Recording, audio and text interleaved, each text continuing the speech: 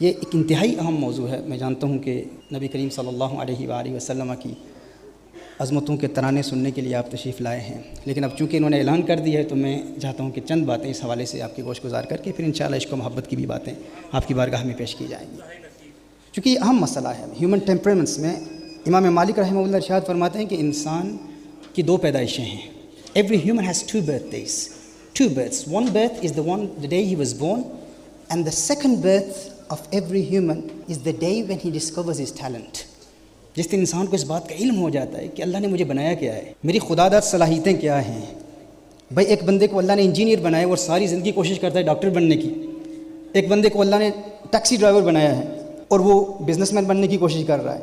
ایک بندے کو اللہ جل وعلا نے بزنس مین بنایا ہے اور والدین کہہ رہے ہیں تم میڈیکل ڈاکٹر بن. وہ ساری زندگی کوشش کرتا ہے، کامیاب نہیں ہوتا. کیوں؟ کیونکہ اس نے اپنے ٹیلنٹ کو ابھی تک ڈسکور ہی نہیں کیا.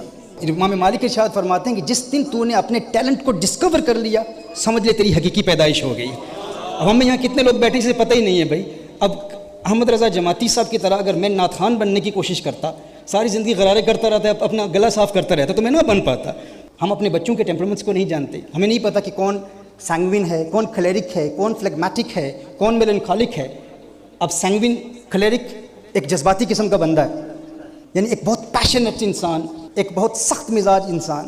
اب اس میں لیڈرشپ کوالٹیز ہوتی ہیں. کلیرک میں لیڈرشپ کوالٹیز ہوتی ہیں، وہ لیڈر ہوتا ہے لیکن اس کا سینس آف ہیومر اچھا نہیں ہوتا. بڑا غصیلا انسان ہوتا ہے، بڑا جذباتی انسان ہوتا ہے، لیکن اس کے اندر ایک صلاحیت ہوتی ہے کہ وہ لیڈرشپ کوالٹیز رکھتا ہے.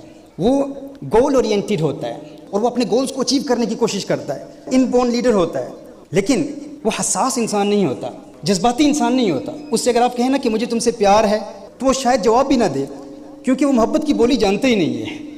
اور سینگوین ہے، سینگوین بڑا چیئرفل بندہ ہوتا ہے، ہاں بڑا talkative with a good sense of humour. ایک ببلی کائنڈ آف کریکٹرز ہوتے ہیں. The life of the party who brings life and energy in the room, جو لوگوں کو خوش کرتا ہے. اس سے آپ ملیں تو فوراً آپ خوش ہو جائیں گے. وہ مسکراتا رہتا ہے. اچھا اس کی محبت بھی عارضی ہوتی ہے، اس کی دشمنی بھی عارضی ہوتی ہے. ہاں اس کی دوستی بھی عارضی ہوتی ہے، دشمنی بھی عارضی ہوتی ہے. بہت جلد دوست بن جاتا ہے، بہت جلد ناراض ہو جاتا ہے، اور پھر ناراضگی بھی اس کی عارضی ہوتی ہے. وہ بھول جاتا ہے. ہم نے اپنے آپ سے پوچھنا ہے ہم کون ہیں. بھائی ہم کلیرک ہیں، ہم سینگوین ہیں، ہم میلنکالک ہیں، ہم فلیگمیٹک ہیں. اب فلیگمیٹک کون ہے؟ یہ ایک لو کی پرسنالٹی ہوتی ہے لیکن ہوتا بڑا صابر ہے، بہت صبر والا ہوتا ہے، بہت پیشنٹ انسان ہوتا ہے، لیکن اپنے جذبات کو اپنے اندر چھپائے رکھتا ہے. وہ اپنے جذبات کا اظہار نہیں کرتا. بڑا ڈرائی سینس آف ہیومر اس کا ہوتا ہے فلیگمیٹک کا، لیکن باوفا ہوتا ہے، کبھی کسی کو دھوکہ نہیں دیتا. اسی طرح میلنکالک ہے. میلنکالک پرسنالٹی یہ وہ پرسنالٹی ہے جو بڑا جینیس ہوتا ہے، نیچرلی ٹیلنٹڈ ہوتا ہے، یعنی بڑا کریٹیو انسان ہوتا ہے، لیکن وہ دوستوں کے حوالے سے بڑا حساس ہوتا ہے. بڑے میٹیکولسلی اپنے دوستوں کو سلیکٹ کرتا ہے. اس کے زیادہ دوست نہیں ہوتے. دنیا کے اکثر جو ڈاکٹرز وغیرہ ہوتے ہیں یہ میلنکالک ہوتے ہیں، اور بڑے جو علمی حوالے سے، تحقیقی حوالے سے غور و فکر کرنے والے، یہ زیادہ اوریٹری سکلز کے ماہر نہیں ہوتے، یہ خطیب نہیں ہوتے، اور یہ بیک گراؤنڈ میں کام کرنے والے ہوتے ہیں، چھپ کر کام کرنے والے ہوتے ہیں.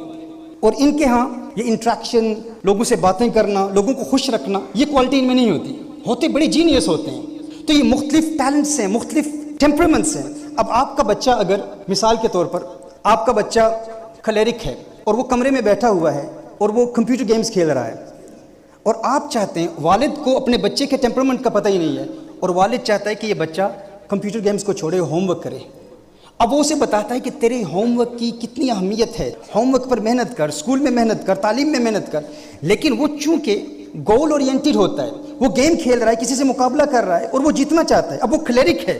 اب اس کو اس وقت عقلی اور منطقی دلائل اس کو قائل کرنے کے لیے کافی نہیں ہوں گے کیونکہ وہ چیلنجز ایکسیپٹ کرتا ہے.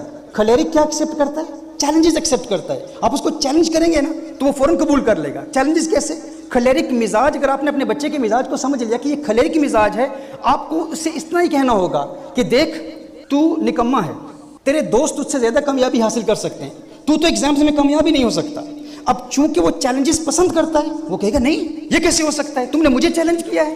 کلیرک مزاج کا یہ ترہ امتیاز ہے، یہ خصوصیت ہے، یہ اسپیشلٹی ہے.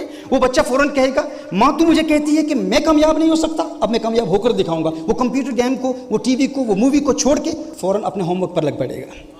لیکن اگر والدین کلیرک والی اپروچ فلیگمیٹک کے لیے استعمال کریں تو وہ فلیگمیٹک احساس کمتری کا شکار ہو جائے گا. وہ شاید ڈپریشن کی کیفیت میں چلا جائے، شاید اینگزائٹی کی کیفیت میں چلا جائے. بھائی میرے باپ نے کہا کہ تو نکما ہے تو میں نکما ہوں، میں تو کچھ نہیں کر سکتا. اگر کلیرک کی اپروچ آپ فلیگمیٹک پر استعمال کریں گے تو فلیگمیٹک کیا ہوگا؟ وہ ڈپریشن کا شکار ہو جائے گا. وہ کہے گا میرے والد صاحب نے کہا ہے میں کچھ نہیں کر سکتا تو میں کچھ نہیں کر سکتا. لیکن وہی اپروچ اگر آپ کلیرک پر استعمال کریں تو کلیرک فوراً اس کی حوصلہ افزائی ہوگی. وہ کہے گا میں کر سکتا ہوں، میں ثابت کروں گا. لیکن وہ اپروچ آپ فلیگمیٹک پر استعمال کریں تو وہ احساس کمتری کا شکار ہو جائے گا، اس کی نفسیات پر اثر پڑے گا. تو ہمارے ہاں پرابلم یہ ہے، والدین کہتے ہیں ہمارے سارے بچے، میرے 4 بچے ہیں، میں نے سب کی تربیت ایک جیسی کی لیکن یہ نکما نکلا. بھائی آپ نے تو سب کے لیے ڈنڈا استعمال کیا ہے نا. آپ نے حضور اکرم صلی اللہ علیہ وسلم کی سیرت کی روشنی میں لوگوں کے ٹیمپرمنٹس، اپنے بچوں کے ٹیمپرمنٹس کو سمجھنے کی کوشش ہی نہیں کی. یعنی جس کے ساتھ آپ نے کلیرک کی اپروچ رکھنی اس کے ساتھ فلیگمیٹک والی تھی، تو اس کا منفی اثر پڑا. اور یہ چیزیں صرف ہمارے بچوں میں نہیں ہیں. پیرنٹس جب سب کو ایک ہی طرح ٹریٹ کرتے ہیں، ان کے نیچر کو نہیں دیکھتے اور کہتے ہیں کہ میں نے ایفرٹ تو کیا لیکن ریزلٹس اس کے منفی نکلے. اس کا الٹا ریزلٹ کیوں نکلا؟ اس کی وجہ یہ ہے کیونکہ ہم نے اپنے آپ کو جاننے کی کوشش ہی نہیں کی. اور یہی معاملات ہمارے علماء میں بھی ہیں، ہمارے شیوخ میں بھی ہیں، ہمارے اسکالرز میں بھی ہیں، یہی ہمارے پولیٹیکل لیڈرز میں بھی ہیں. یعنی ٹیمپرمنٹس نہ جاننے کی وجہ سے لوگوں میں مصالحت ہم کر ہی نہیں پاتے. ہم ڈنڈا استعمال کرتے ہیں، کسی میں ذرا سا انحراف دیکھا ہم ایک ہی ڈنڈا سب پر استعمال کرتے ہیں. اب کہیں کہیں تو چل جاتا ہے لیکن کہیں نہیں چلے گا. اس میں ایسے سنجیدہ لوگوں کی ضرورت ہوتی ہے جو حضور اکرم صلی اللہ علیہ وسلم کی سیرت کے ان اصولوں کو اپلائی کرتے ہیں. اب دیکھیں، آپ ہر جگہ ڈنڈا استعمال کریں گے، ہر ایک پر غصہ کریں گے، کہیں کام آ جائے گا اگر وہ بھی آگے سے کوئی بدماش نکلا. اب ہر طرف ہر ایک کو ایک طریقے سے ہم نے ٹریٹ نہیں کرنا. وہ کہتے ہیں نا کہ ہر موری وچ انگل دینا اے نہیں کم چنگیرا، مت اگے کوئی بیٹھا ہوئے باشک ناگ وڈیرا. اب پتہ نہیں آپ کو میری یہ باتیں سمجھ آ رہی ہیں کہ نہیں. وہ آگے جو بیٹھا ہوا ہے وہ بھی شاید کلیرک ہو، ہاں، پر مورکھ نو کے پند نصیحت، پتھر نو کی پالا، دودھ اندر کاگ نو ہے یہ انت کالے دا کالا. دودھ کے اندر کبے کو نہلانے کی کوشش کریں اس نیت سے کہ اس کا رنگ بدل جائے گا تو اس کا رنگ تو نہیں بدلے گا. بھائی جو اس کا ٹیمپرمنٹ ہے وہ وہی رہے گا.